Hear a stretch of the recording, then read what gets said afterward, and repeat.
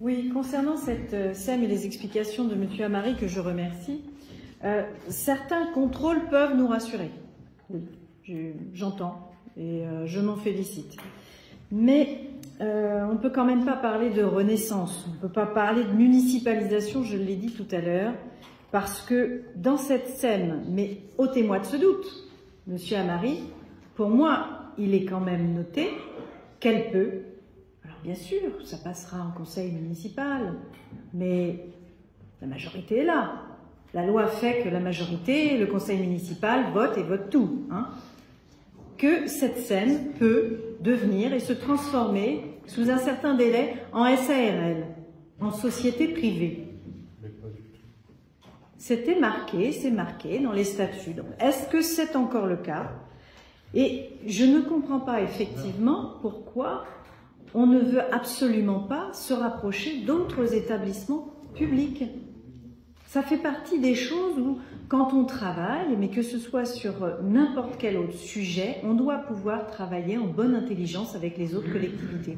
Et là, ne pas vouloir travailler avec l'OPH d'Aulnay, alors oui, ils ont peut-être un OPH avec du patrimoine plus dégradé, peut-être. Mais dans ces cas-là, je ne vois pas pourquoi, quel est le risque pour notre ville à ce niveau-là, si ce n'est de ne pas pouvoir faire ce que l'on veut dans son propre coin. Voilà. Donc ça, moi, aujourd'hui, je ne vois pas. Et après, concernant la représentativité, vous nous dites des locataires ou même des élus.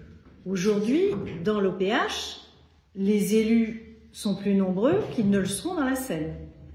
Donc on réduit là aussi, je dirais, l'intelligence collective. Et concernant les locataires, il y a eu des élections en 2022, je crois. Et ils ont été élus jusqu'en 2026, les locataires. Ils ont été élus à 2 sur la CNL et à 2 sur l'UNLI, il me semble. Donc là, sur la SAC, ils sont déjà à 3. Et sur la SEM, ils seront à 2. Et il y aura un siège.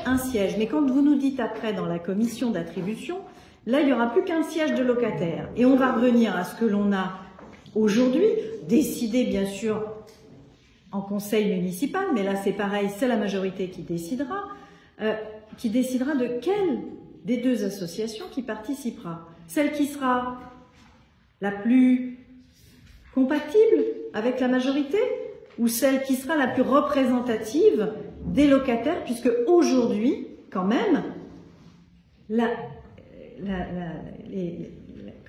représentants des locataires qui ont le plus voté pour la CNL, eh ben, ils ont moins de représentants. Et ils ne sont même pas représentés à la commission, à la Caléole. Je suis désolée, M. Mangin, vous me l'avez fait, je vous l'ai demandé 2-3 fois au conseil municipal, à chaque fois vous me l'avez confirmé. Ils ne sont pas représentés à la Caléole. Ils ne sont jamais sollicités. Donc on va continuer dans ce processus. Ça convient bien, donc on continue. C'est ça que je reproche. C'est pas tant la SEM, parce qu'il y a des SEM effectivement qui fonctionnent très très bien. Mais là, ici, on cherche, on s'entête, on veut absolument cacher les choses. On est dans un travail d'opacité. Et c'est ça que je refuse. C'est ça que je refuse pour les Drancéens et les Drancéennes. Parce que effectivement, c'est notre patrimoine à nous tous. On a bien vu le patrimoine de la ville. Qu'est-ce que vous en faites? Vous le vendez aux promoteurs. Tous les centres de vacances ont été vendus. Vous vendez les terrains à chaque fois. Vous allez faire quoi? Si cette SEM, elle passe après en SARL, on dira, bah oui, mais c'est normal. Et puis bon, ça passe au conseil municipal. Sauf qu'au conseil municipal, c'est la majorité qui décidera. Et dans la SEM, on n'aura pas d'élus non plus de l'opposition. C'est bien dommage. Pourquoi est-ce qu'il n'y en aurait pas? Je vous remercie.